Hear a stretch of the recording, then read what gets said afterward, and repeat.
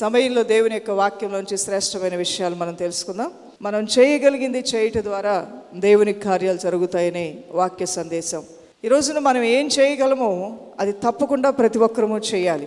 నువ్వు చేయవలసినటువంటి కార్యాలు కొన్ని ఉన్నాయి. అవి నువ్వు చేసినప్పుడు తప్పక దేవుని యొక్క ప్రత్యక్షతలు, ఆశీర్వాదాలు చూడబోతూ ఉన్నారు. ఇక్కడ మనం చూసినట్లయితే కొలస్సీలు రాసిన పత్రిక 3వ అధ్యాయము 23 నుండి 24 వచనాలు. ప్రభువు వలన స్వాస్థ్యమును ప్రతిఫలంగా పొందుదుమని ఎరుగుదుము గనుక మీరు ఏమి చేసినను అది మనుషుల నిమిత్తము కాక అది ప్రభువు నిమిత్తమని మనస్ఫూర్తిగా చేయడి. ఇది ఒక ప్రార్థన గురించి అని మాత్రమే రాయబడలేదు. అన్ని విషయాల్లో కూడా, సమస్త విషయాల్లో, నీ జీవితంలో చిన్న వయసులో, ఆ తర్వాత యవన వయసులో, ఆ తర్వాత యుక్త వయసులో, ఆ తర్వాత వివాహానంతరం, ఆ తర్వాత నువ్వు పిల్లలను కలిగిన సమయంలో, ఆ తర్వాత నీకు పెద్ద వయసు వచ్చినప్పుడు, నడి వయసు వచ్చినప్పుడు, వృద్ధాప్యంలో, ఆ సమయంలో కూడా మనం ఏమి చేయగలమో అవన్నీ కూడా మనం శక్తి లోపం లేకుండా చేస్తూ ఉన్నప్పుడు దేవుని యొక్క కృపగల కార్యాలతో మన జీవితాలు నింపబడతాయి అనేది చాలా సత్యమైన వాక్యమైనది, నిజమైన విషయమైనది. ప్రసంగి 9వ అధ్యాయము 10వ వచనంలో కూడా ఈ వాక్యం ఒక విధంగా హెచ్చరిస్తూ ఉంది. ఎవరు ఏ సమయాన్ని కూడా వ్యర్థపరచుకోకూడదు. ఏ విషయంలో కూడా, ఏ వయస్సులో కూడా, ఏ కాలంలో కూడా అనాలోచితంగా, అజ్ఞానముగా, అవివేకంగా ఉండి సమయాల్ని, దినాల్ని, రోజుల్ని, ఇచ్చిన అవకాశాలని, ఉన్న అవకాశాలని పోగొట్టుకోకూడదు. నీకు మంచి ఆరోగ్యం ఉన్నప్పుడు, నువ్వు మాట్లాడగలిగిన శక్తి ఉన్నప్పుడు ఆ అవకాశాన్ని కూడా నువ్వు వాడుకోవటం చాలా మంచిది. ఇక్కడ దేవాతి దేవుడు కూడా సెలవిచ్చిన మాట ఏంటంటే, మీరు వెళ్ళాలనుకున్నటువంటి పరలోకంలో కానీ, ఒకవేళ మరికొంతమంది నరకానికి వెళ్తే నరకంలో కానీ ఏ పని లేదంటే అక్కడ చేయటానికి.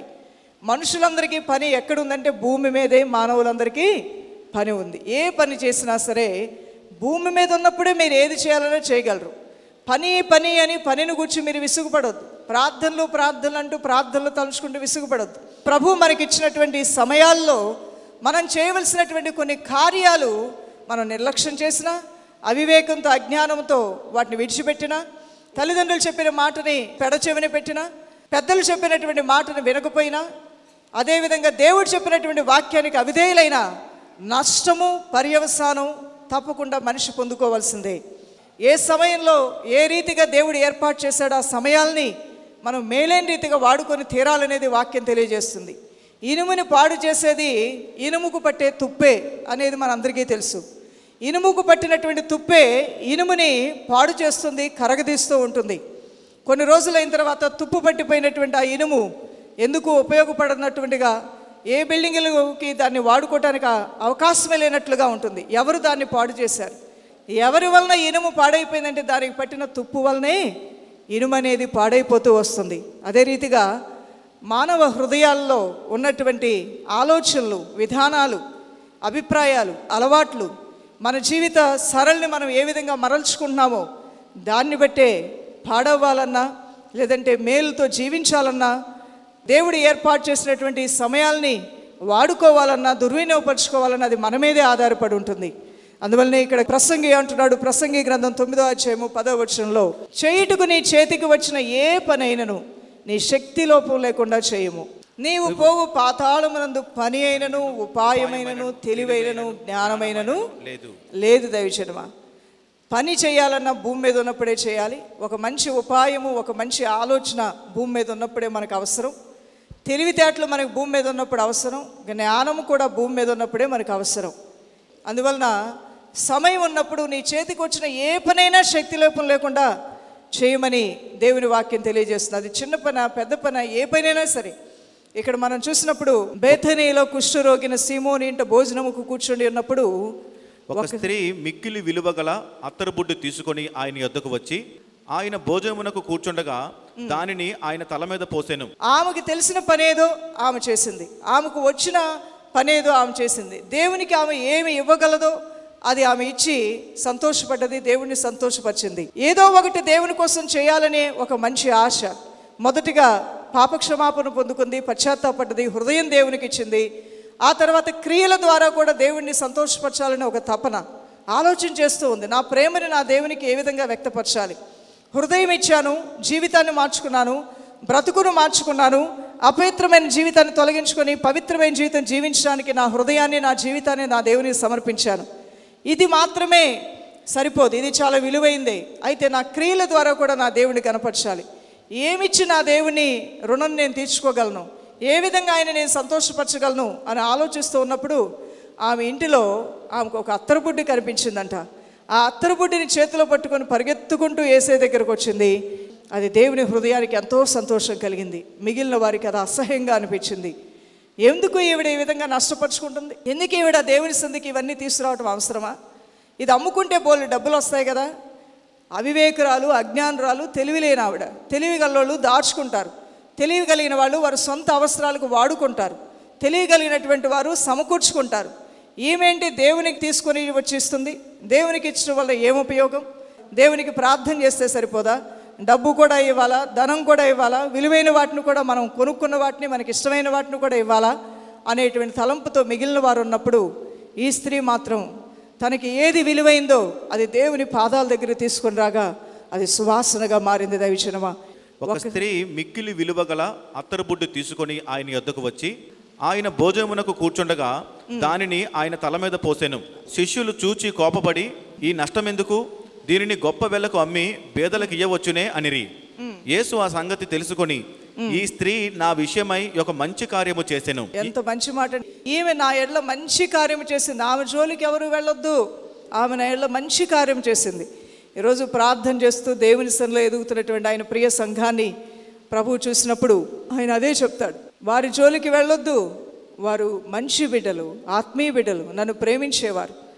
సౌలు పౌలుగా మారకముందు సంఘాన్ని హింసిస్తూ ఉన్నప్పుడు మార్గమధ్యంలో యుద్ధము చేశాడా అన్నట్లుగా మార్గమధ్యలో ఎదుర్కొని ఒక్క అడుగు కూడా గుర్రములు ముందుకు వేయకుండా, అడుగు ముందుకు వేయకుండా బలమైన గాలిలోంచి దేవుడు దిగి వచ్చాడు.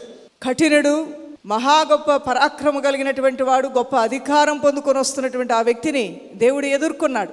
ఎందుకు సౌలుని దేవుని ఎదుర్కొన్నాడు? సౌలు మీద ప్రేమతో కాదు, సంఘం మీద ప్రేమతో. సంఘం అత్యాశక్తితో ప్రార్థన చేస్తూ ఉంది.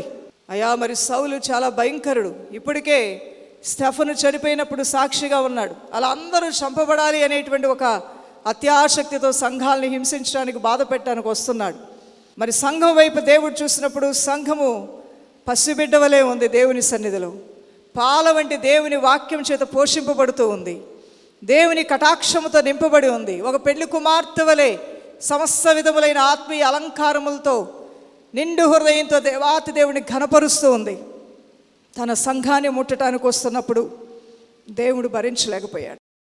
ఒక కాపరి తన గొర్రెల్ని పులి కానీ, ఎలుగుబంటి కానీ, సింహం కానీ, నక్క కానీ, కుక్క కానీ వచ్చినప్పుడు మంచి కాపరి తన ప్రాణములు ఒడ్డైనా సరే పోరాడి తన గొర్రెలను కాపాడుకుంటాడు. యేసుక్రీస్తు ప్రభువారు చెప్పారు, గొర్రెలకు మంచి కాపరిని నేను అన్నాడు. ఈరోజు నీ మంచి కాపరి, నా మంచి కాపరి. ఆయన ఏం సెలవిస్తున్నాడు? నువ్వు భక్తిలోను, విశ్వాసంలోను, ఆయన నీతిలో, ఉపవాసముల్లో, ప్రార్థనలో, విజ్ఞాపనలో, యాచనలో ముందుకు సాగిపోతూ ఉండగా నీ చుట్టూ ఎన్నో వేదనలు, శోధనలు, శ్రమలు, అపవాదిని సాతాను స్కెచ్ గీసుంటాడు. ఈ విధంగా శోధించాలి, ఆ విధంగా శోధించాలి, ఆ విధంగా నష్టపరచాలి, ఈ విధంగా నష్టపరచాలి, కంచె కొట్టివేసి ఏదో ఒక విధంగా ప్రవేశించాలని దుష్టుడు నీ ఇంటి వారి మీద తన అగ్ని బాణాలు వేయటానికి పూనుకుంటూ ఉన్నప్పుడు, నీ ఇంట్లో కొందరు లోకానుసారంగా జీవిస్తూ ఉండటం వలన వారిలోంచి అవకాశం తీసుకొని నీ ఇంటిని శోధించి బాధ పెట్టి వేదన పెట్టాలని ప్రయత్నం చేస్తున్నప్పుడు ఆయన తొంగి చూసినప్పుడు నీ ఇంట్లో నిన్ను చూస్తాడు. ఆయన ప్రార్థించే నిన్ను బట్టి, ప్రార్థన చేసే ఒక పురుషుడిని బట్టి, ప్రార్థన చేసే ఒక ప్రార్థనా యోధురాలు ఒక స్త్రీని బట్టి, ప్రార్థన చేసే ఒక యవనస్త్రాలను బట్టి దేవుడు రోషము కలిగిన దేవుడు ఆ ఇంటి పక్షంగా, కుటుంబ పక్షంగా లేస్తాడు. ఆయన వారి జోలికి పోవద్దు. ఎవరి జోలికి వెళ్ళొద్దు? దేవుడిని ప్రేమించే వారి జోలికి వెళ్ళొద్దు. సౌలు వస్తూ ఉంటే సౌలును మధ్యలో ఆపాడు. సౌలా, సంఘం జోలికి వెళ్ళొద్దు. సౌలు దేవునితో మాట్లాడే అంత గొప్పవాడా? సౌలు దేవుని యొక్క దర్శన భాగ్యం పొందే అంత పరిశుద్ధుడా? సౌలు ఏమైనా దేవునికి హృదయం ఇచ్చి జీవితాన్ని ఇచ్చి సమర్పించుకున్నాడా దేవుడు వచ్చి అతనితో మాట్లాడటానికి? కానే కాదు.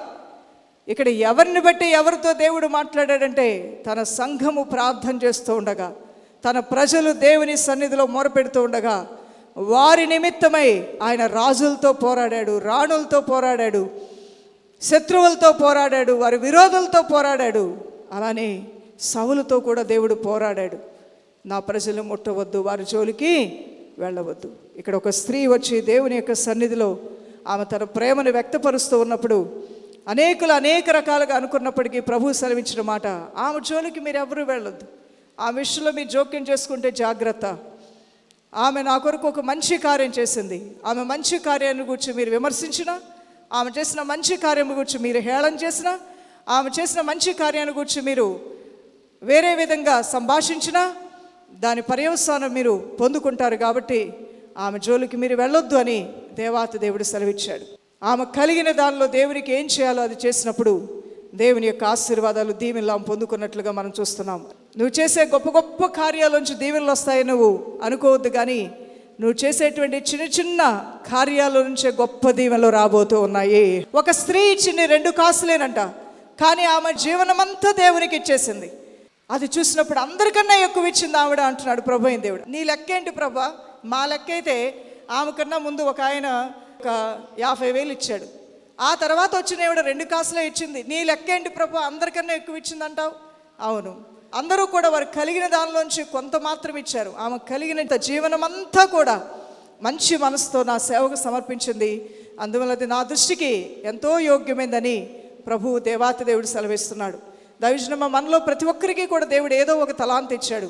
అది 2 తలాంతులు అవ్వచ్చు, అది 4 తలాంతులు అవ్వచ్చు, అది 1 తలాంత్ అవ్వచ్చు. 1 తలాంతే నాలో ఉంది కదా అని గొయ్యి తీసి గోతులో పోడ్చకూడదు. దాన్ని కూడా 1 తలాంతుని ఇంకొక తలాంతు చేయి. అలానే 2 తలాంతులు ఉన్న వారిని బట్టి అసహ్యపడవద్దు, అసూయపడవద్దు, ఈర్ష్యపడవద్దు. నాకు లేనిది వారి దగ్గర ఉందే అని చెప్పి మనసుని వేదన పరుచుకోవద్దు. అదే రీతిగా 2 తలాంతులు ఉంటే 4 తలాంతులు చేయి. అంతేగాని 4 తలాంతులు ఉన్న వారిని చూసి నాకు లేనిది వారు కలిగి ఉన్నారే, ఎందుకు ఈ బ్రతుకు, ఎందుకు ఈ జీవితం, అందరూ బాగున్నారు, నా బ్రతికే బాగోలేదు, అందరూ అప్పులు చేశారు, అప్పులు తీర్చారు, నేనే అప్పులు తీర్చలేకపోయారు, ఏ నుయ్యో గొయ్యో చూసుకుంటాను, ఆత్మహత్య శరణం అని వెళ్ళకూడదు. అందరికీ మంచి మార్కులు వచ్చాయి, నేను జస్ట్ పాస్ అయ్యాను, పాస్ అయితే ఈ బ్రతుకే ఉంది, ఎన్నో ఆశలతో చదివాను, జస్ట్ నేను పాస్ అయ్యాను, ఒక మెరిట్ కూడా రాలేదు, నాకు డిస్టింక్షన్ కూడా నాకు రాలేదు, ర్యాంక్ కూడా రాలేదు, మరి కొంతమంది కనీసం పాస్ అవుతాను అనుకుంటే ఫెయిల్ అయిపోయాను, ఎందుకు ఈ జీవితం అని అనుకుంటూ మనసుని వేదన గురి చేసుకొని ఎవరెవరితోనో నువ్వు పోల్చుకుంటూ ఏదో నీ జీవితంలో నువ్వు కోల్పోయాను అనుకొని మనసుని, జీవితాన్ని, బ్రతుకుని అంతం చేసుకునేవారు చాలామంది ఉన్నారు. అది అజ్ఞానము, అవివేకం అని దేవాతి దేవుడు అంటున్నాడు. కొందరికి 1 తలాంతే ఉంది, కొందరికి 2 తలాంతులే ఉన్నాయి, కొందరికి 3 తలాంతులే ఉన్నాయి, కొందరికి 4 తలాంతులే ఉన్నాయి. ఎవరికి ఇచ్చిన దానిలో వారు దాన్ని అభివృద్ధి పరచుకోవటమే దేవుడు కోరేది. నీ దగ్గర లేనిది దేవుడు అడగట్లా, ఉన్నదాన్ని అభివృద్ధి పరచమంటున్నాడు. హల్లెలూయా. ఇక్కడ ఎవరితో ఎవరము పోల్చుకోవడానికి లేదు దైవజనమా. ఏ పుష్పానికి ఉండాల్సిన అందం ఆ పుష్పానికి ఉంది, ఏ పుష్పానికి ఉండవలసిన సువాసన ఆ పుష్పానికి ఉంది. అలానే ఈ భూమి మీద నువ్వు చాలా ప్రత్యేకమైన వ్యక్తివి. నీకు ఉండవలసిన దీవెనలు, నీకు ఇవ్వవలసిన ఆశీర్వాదాలు, నీ ప్రత్యేకత నీదే అన్నవారు దేవుని స్తోత్రాలు చెల్లిద్దాం. నీ ప్రత్యేకత నీదే. దేవుడు నిన్ను చూసినప్పుడు అదే ఆయన ఆశపడుతూ ఉంటాడు. నీకున్న దానిలోంచి నువ్వేం చేయగలవు అది చేయబిడ్డ. కొందరు పాడగలరు, కొందరు ప్రార్థన చేయగలరు, కొందరు పని చేయగలరు, మరికొంతమంది దేవుని యొక్క సన్నిధిలో మరికొన్ని అడ్మినిస్ట్రేషన్ కార్యక్రమాలు నిర్వర్తించగలరు, మరికొంతమంది ఆర్థిక విషయాల్లో చూసే తలాంతు కలిగి ఉంటారు, కొంతమంది చక్కగా మాట్లాడి దేవుని విషయాలు ప్రకటనలు చేసి విషయాల్లో తలాంతు కలిగి ఉంటారు, కొంతమంది దేవుని సేవా కార్యక్రమాల్లో అనేక పనులు చేసేవారుగా ఉంటారు. శరీరం ఒక్కటైనా అవయవాలన్నీ ఒకే పని చేయట్లా. కన్ను చేసిన పని కన్నే చేస్తుంది, చెవి చేసే పని చెవే చేస్తుంది, చెయ్యి చేసే పని చెయ్యే చేస్తుంది. చెయ్యి కన్ను పని చేయాలంటే అయ్యే పని కాదు దైవజనమా. అలానే ఒక తల్లికి పెట్టిన బిడ్డలైన తల్లిదండ్రులు కూడా బిడ్డల్ని అలా చూడకు. వాడు చదువుతున్నాడు నువ్వు ఎందుకు చదువు, వాడు బాగున్నాడు నువ్వు ఎందుకు బాగోలా, వాడు ముక్కు పొడవుగా ఉంది నీ ముక్కు ఎందుకు పొట్టిగా ఉంది, వాడు ఎత్తయ్యాడు నువ్వు ఎందుకు పొట్టుకున్నావు. ఈ పోలికలొద్దు. ఎవరికి ఇవ్వబడిన దానిలో వారు ముందుకు సాగుదురుగాక. తల్లిదండ్రులు కూడా బిడ్డల విషయంలో ఆ విధంగానే చూడాలి. ఈ బిడ్డ ప్రత్యేకత ఈ బిడ్డదే, ఆ బిడ్డ ప్రత్యేకత ఆ బిడ్డదే. ఎవరి ప్రత్యేకతలు వారివే. ఎవరికి ఇవ్వబడిన తలాంతుల్లో వారు వర్ధిల్లాలి అనేదే దేవుని ఉద్దేశం. ఇక్కడ మనం గమనించినట్లయితే మరొక వచ్చాను కూడా మనం చదివి ముందుకు వెళ్దాం. మత్తయి సువార్త 25వ అధ్యాయము 14 నుండి 18 వచనాలు కూడా మనం చదువుదాం దైవజనమా. పరలోక రాజ్యము ఒక మనుషుడు దేశాంతరమునకు ప్రయాణమై తన దాసులను పిలిచి తన ఆస్తిని వారికి అప్పగించినట్లుండును. అతడు ఒకనికి 5 తలాంతులను, ఒకనికి 2, ఒకనికి 1, ఎవని సామర్థ్యము చొప్పున వానికి ఇచ్చి, ఎవరి సామర్థ్యము చొప్పున వారికి ఇచ్చి వెంటనే దేశాంతరము పోయెను. 5 తలాంతులు తీసుకొనిన వాడు వెళ్ళి వాటితో వ్యాపారము చేసి మరి 5 తలాంతులు సంపాదించెను. అలాగుననే 2 తీసుకొనిన వాడు మరి 2 సంపాదించెను. అయితే 1 తలాంతు తీసుకొనిన వాడు వెళ్ళి భూమి త్రవ్వి తన యజమానుని సొమ్ము దాచిపెట్టాను. అవును, 1 తలాంతు తీసుకున్నవాడు భూమి త్రవ్వి తన యజమాను సొమ్ముని దాచిపెట్టాడంటే 24వ వచనంలో ఏం జరిగిందో చూద్దాం. తరువాత 1 తలాంతు తీసుకున్న వాడును వచ్చి, అయ్యా, నీవు వెత్తని చోట కోయువాడవును, చల్లని చోట పంట కూర్చుకొని వాడవై కఠినుడవని నేను ఎరుగుదును. 30వ వచనం చదవండి. మరియు పనికిమాలిన ఆ దాసుని వెలుపటి చీకటిలోనికి త్రోసివేయుడి, అక్కడ ఏడ్పును పండ్లు కొరుకుటయును ఉండునెను. చూడండి, 1 తలాంతు ఆయన సామర్థ్యం కొలిది 1 తలాంతు ఇస్తే దాన్ని 2 తలాంతులు చేయాల్సిన ఈ వ్యక్తి 2 తలాంతులు చేయలేదు. దానివలన ఆ వ్యక్తిని దేవుడు ఏమని పిలిచాడో తెలుసా? పనికి మాలిన వాడు. చాలాసార్లు మనం చూస్తూ ఉన్నప్పుడు పిల్లలు బాగా చదువుకుంటూ ఉన్నారు, కానీ వాళ్ళకి ఉద్యోగాలు రావడానికి 3-4 సంవత్సరాలు 2-3 సంవత్సరాలు టైం పట్టినప్పుడు ఇంట్లో ఖాళీగా కూర్చుంటూ ఉన్నారు. నీ విద్య, నీ జ్ఞానము ఎంత అద్భుతమైంది. ఆ ఉన్న సమయాల్లో ఏదో ఒక ఇన్స్టిట్యూషన్లోనో ఏదో ఒక కాలేజ్లోనో ఒక ప్రైవేట్ జాబ్, గవర్నమెంట్ జాబ్ వచ్చేంత వరకు మేము అసలు ఏ పని చేయమంటారు కొంతమంది. మేము అనుకున్న కంపెనీలో ఉద్యోగం వచ్చేంతవరకు, మేము అనుకున్న దేశం వెళ్ళేంత వరకు మేము ఏ పని చేయమంటారు. మేము అనుకున్న సీట్ వచ్చేంత వరకు మేము ఖాళీగా ఉంటామని కొందరు అంటూ ఉంటారు. అందరూ అలా కాదు, అది సరైన పద్ధతి కాదు. దేవుడు అటువంటి స్థితి కలిగి ఉంటే అది పనికిమాలిన స్థితి అంటున్నాడు. 1 తలాంతు ఇచ్చినటువంటి వాడు దాన్ని 1కి 1 చేయాలి, చాలా చిన్న పని చేయకపోవటం వలన మరి ఆ పనికి మాలినటువంటి ఆ పనివాడిని అగ్నిగుండంలో పడవేమని దేవుడు చెప్పాడంట. చూడండి దైవజనమా, పని చేయని వాడికి ఆహారం పెట్టొద్దని దైవవాక్యం తెలియజేస్తుంది. ఈ రోజున ప్రతిరోజు కూడా ప్రార్థన నువ్వు చేస్తూ ఉన్నావా? ప్రతిరోజు కూడా దేవుని యొక్క సన్నిధిలో మొరపెట్టే అనుభవం కలిగి ఉన్నావా? ఇది కూడా నువ్వు కష్టంగా అనుకున్నావా? ప్రార్థన చేస్తే దీవెనలు వచ్చేస్తాయండి. రోజు ప్రార్థన చేస్తే ఎడతెగని ప్రార్థనల వలన ఆశీర్వాదాలు వస్తాయని ప్రభువే సెలవిచ్చాడు. కఠినమైన ఒక రాజు ఉన్నాడంట. రాజు అయినప్పటికీ కూడా ఒక ఎదవరాలు రోజు వెళ్ళి అడుగుతుంటే కఠినమైన రాజు హృదయం కూడా కరిగిపోయి జవాబిచ్చాడంట. అలాంటిది దివారాత్రులు నన్ను ప్రేమించేవారు నాకు ప్రార్థన చేస్తే నేను జవాబు ఇవ్వనా అంటాడు. దైవజనమా, ప్రతిరోజు నువ్వు చేయవలసినటువంటి ప్రార్థనని రోజు చేయకుండా అప్పుడప్పుడు ఆయా సమయాల్లో చేస్తూ ఉంటే అందువల్లనే నీ జీవితంలో కొన్ని ద్వారాలు మూయబడ్డాయి. ప్రతిరోజు నువ్వు చేయవలసిన పనిని నువ్వు కొన్నిసార్లు సాకులతో తప్పించుకుని ఉంటే అందువల్ల నీ జీవితంలో కొన్ని కార్యాలు జరగకుండా ఆగిపోయాయి. ప్రతిరోజు నీ అనుదిన జీవితంలో ఒంటిని శుభ్రపరచుకున్నట్లుగా, వస్త్రాలను శుభ్రపరచుకున్నట్టుగా నీ హృదయాన్ని శుభ్రపరచుకోకపోబట్టే ఒకవేళ కొందరు హృదయాలు ఘోరమైన వ్యాధితో నింపబడ్డాయి. ఒకప్పుడు చిన్న పిన్నీస్తో గుచ్చితే నొప్పి వచ్చేది, ఈరోజు కత్తితో వాతలు పెట్టినా నొప్పి రానటువంటి వాతవేయబడిన మనస్సాక్షులను కొందరు వెళ్ళిపోయారు.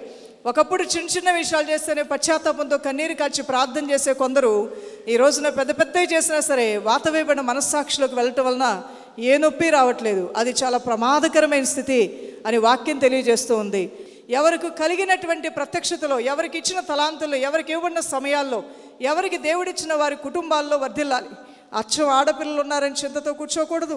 అదేవిధంగా భర్త మారు మనసు పొందలేదు, నా బ్రతికెందుకు ఇలా అయిపోయింది, వేదంతో నలిగిపోతూ ఉండకూడదు. మంచి చదువు చదివాను, ఉద్యోగం నాకు ఎందుకు రాలేదు అని చెప్పేసి మౌనవ్రతంతో ఉండి ఎవరి మీదో కోపం చూపించకూడదు. దానివల్ల నీకు వచ్చే ప్రయోజనం ఏమీ లేదు. ప్రభు నామంలో ప్రార్థన చేసుకొని ఏ రోజు నువ్వు ఏం చేయాలో ఆ పని నీ గమ్యం నువ్వు చేరేంత వరకు, నువ్వు ఆశించింది నీకు దొరికేంత వరకు నువ్వు చేస్తూ వెళ్ళాలి. నువ్వు ప్రతిరోజు చేయవలసిన పనులు చేస్తూ వెళ్ళాలి. ఒక 1000 మెట్లు 1000వ మెట్టు ఎక్కాలంటే మొదటి మెట్టుతోనే ప్రారంభమవుతుంది. ఒక్కొక్క మెట్టుగా మొదటి మెట్టు నువ్వు ఎక్కడం ప్రారంభిస్తే 2వ మెట్టు తప్పకుండా ఎక్కుతావు. 2వ మెట్టు నువ్వు ఎక్కగలిగితే 3వ మెట్టు తప్పకుండా ఎక్కుతావు. 100వ మెట్టు నువ్వు ఎక్కగలిగితే 101వ మెట్టు నువ్వు తప్పకుండా ఎక్కగలుగుతావు. ఉన్న స్థితిలోనే ఉండకుండా ముందుకు సాగిపోవటం అనేది దేవుడు ఎంతగానో కోరుకుంటూ ఉన్నాడు. ఇక్కడ అపోస్తల కార్యములు 9వ అధ్యాయము 39 నుంచి 40 వచనాలు. ఇక్కడ తబిత అనేటువంటి ఒక స్త్రీ ఉంది. ఆమె ఏదో డాక్టరేట్ చదివిందని లేదు, డిగ్రీ చదివిందని లేదు, అందగత్తె అని లేదు. అదేవిధంగా ఆవిడ ఎత్తు ఇంత, పొడవు ఇంత, ఆమె సౌందర్యవంతురాలని రాయబడలేదు, కానీ ఆవిడ పనిమంతురాలని రాయబడి ఉంది.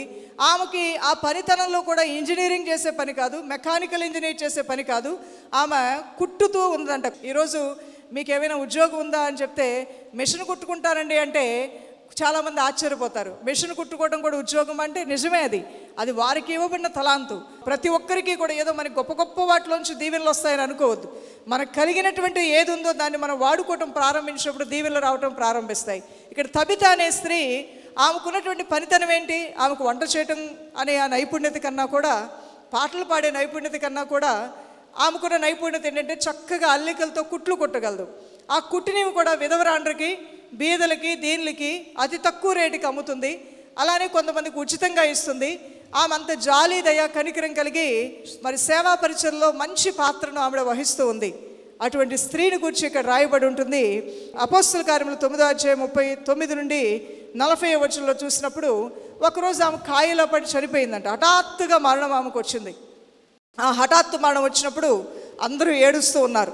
ఇక్కడ 39వ వచనంలో మనం చూస్తే పేతురు లేచి వారితో కూడా వెళ్ళి అక్కడ చేరినప్పుడు వారు మేడగదిలోనికి అతన్ని తీసుకుని వచ్చిరి. విధవరాండ్రందరూ వచ్చి ఏడ్చుచు దొర్క, ఈమెనే తబితా దొర్క, 2 పేర్లు ఉన్నాయి, దొర్క తమతో కూడా ఉన్నప్పుడు కుట్టిన అంగీలను వస్త్రములను చూపుచు అతని ఎదుట నిలిచిరి. తమతో కూడా ఉన్నప్పుడు అంటే ఆమె బ్రతికి ఉన్నప్పుడు ఏం చేసిందో అక్కడ దేవుడు చూశాడు, సంఘము చూసింది, తోటివారు చూశారు, స్నేహితులు చూశారు.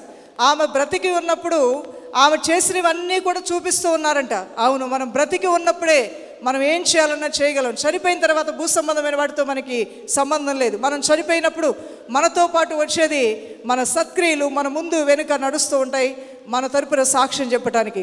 చనిపోయినటువంటి దొర్కా విషయంలో అక్కడ విధవరాండ్రందరూ వచ్చారు, ఏడ్చుచూ వచ్చారంట. విధవరాండ్రు వచ్చి ఆమె బతుకున్నప్పుడు ఆమెకున్నటువంటి మంచి పనితనంతో మా అందరికీ ఇలాంటి అంగీలు కుట్టి ఇచ్చింది. కొందరికి ఉచితంగా వచ్చింది, కొంతమంది తక్కువ రేటుకి ఇచ్చి ఉంటుంది. ఆవిడ ఇంత మంచి కార్యాలు చేసింది ఆమె బతుకున్నప్పుడు అని ఏడుస్తూ ఉన్నారు. ఆమె చేసిన మంచి కార్యాన్ని దేవుడు మర్చిపోలేదు. ఆ సమయానికి దైవదాసుడు ఆమెకు అనుకూలంగా అక్కడికి తీసుకురావడం జరిగింది. ఆమె చేసిన మంచి కార్యాలు దేవుడు మర్చిపోలేదు. ఆమె చేసినటువంటి సత్క్రియలు దేవుడు మర్చిపోలేదు. సంఘంలో ఇతరుల పట్ల, విధవరాండ్రుల పట్ల ఆమె ప్రేమ కలిగి ఎటువంటి ఉపకార ధర్మం చేస్తుందో దేవుడు దాన్ని మర్చిపోలేదు. ఆ పేతురు అనే దైవజనుడు ఆ చనిపోయిన సమయానికి సమీపంగా దేవుడు ఉంచాడు. ఆయన రావటం అక్కడే జరిగింది. ఆయన ప్రార్థన చేయడం జరిగింది. చనిపోయిన ఆ దొర్కా విషయంలో దేవుడు ఆమెను తిరిగి లేపాడు. దేవుని స్తోత్రం కలుగును గాక. ఆమెను దేవుడు తిరిగి లేపాడు. దైవజనమా, ఈరోజు నీ జీవితంలో కొన్ని నిర్జీవమైన తిరిగి జీవం పొందాలంటే, ఈరోజు నీ కంటికి కనబడివి నీ కంటికి కనబడాలి అంటే, ఈరోజు నువ్వు చూడలేని నువ్వు చూడాలి అంటే, ఈరోజు నీ జీవితంలో అసాధ్యమైన సాధ్యం అవ్వాలి అంటే, నీలో కూడా అనేక మంచి క్రియలు ఉన్నాయి. నీలో ప్రార్థనాత్మ ఉంది. నువ్వు ప్రార్థన చేసే వ్యక్తివి, నువ్వు ఉపవాసం ఉండే వ్యక్తివి, నువ్వు ఇతరుల సొమ్మును దోచుకునేటానికి నీకు అసహ్యం, అపవిత్రమైన కార్యాలు నీకు అసహ్యం, చెడ్డవాటిని మాట్లాడటానికి నీకు అసహ్యం, నీ దేహాన్ని దేవుని ఆలయంగా భావించి పరలోకానికి వెళ్ళవలసిన వ్యక్తినని నిన్ను నీవు పవిత్రంగా ఉంచుకుంటూ నీ ఇంటి వారి అందరి విషయంలో కూడా ఎంతో సద్భక్తితో, సహనంతో, ఓర్పుతో నీ ఇంటి వారి రక్షణ కొరకు ప్రార్థన చేస్తున్నటువంటి నీ భక్తి నీ దేవుని యొక్క దృష్టిలో ఉన్నది. అబ్రహాముని గురించి ప్రభు సెలవించిన మాట, ఒకవేళ బిడ్డలే పుడితే తన బిడ్డల్ని దేవుని భక్తిలో పెంచడానికి సిద్ధ మనసు కలిగిన వాడు నా దాసుడైన అబ్రహాం, అతనికి ఏమీ నేను మరుగుపరచకుండా అన్నింటినీ బయలుపరుస్తానన్నాడు. ఈరోజున దేవుని ప్రియ సంఘమా, ఈ సంఘానికి దేవుడు ఏం మరుగుపరిచాడు? బయలుపరచకుండా సమస్తాన్ని మన దేవుడు మనకు బయలుపరిచాడు. ఆయన ఎంతగా నిన్ను ప్రేమించకపోతే ఇవన్నీ బయలుపరిచాడు. సమస్తము కూడా ఆయన బయలుపరిచాడు. భూమికి ఏమి సంభవించిందో బయలుపరిచాడు. ప్రస్తుత కాలంలో ఏమి సంభవిస్తాయో బయలుపరిచాడు. భూమికి అంతం అనేది, సూర్యుని కింద భూమికి అంతం అనేది ఎలా రాబోతుందో ఆయన బయలుపరిచాడు. నరకం యొక్క పర్యవసానము, పాపం యొక్క పర్యవసానం ఏంటో ఆయన బయలుపరిచాడు. ఒక వ్యక్తి పరలోక రాజ్యానికి వెళ్ళాలంటే ఏం చేయాలో ఆయన బయలుపరిచాడు. ఒక కుటుంబం సుఖ సౌఖ్యాలతో బ్రతకాలంటే ఏం చేయాలో అన్నింటినీ బయలుపరిచాడు. ఎందుకు ఇవన్నీ నీకు నాకు బయలుపరిచాడంటే, ఆయన నువ్వు ప్రేమిస్తున్నావు కాబట్టి, నిన్ను ఆయన ప్రేమిస్తున్నాడు కాబట్టి సమస్తము కూడా నీకు బయలుపరచబడి ఉన్నాయి. ఇక్కడ దొర్క ఆమె చేసినటువంటి మంచి కార్యాలని దేవుడు జ్ఞాపకం చేసుకొని ఆమెని లేవనెత్తినట్లుగా మనం చూస్తూ ఉన్నాం. దైవజనమా, మీరు మంచి కార్యాలు చేసి మర్చిపోతారు.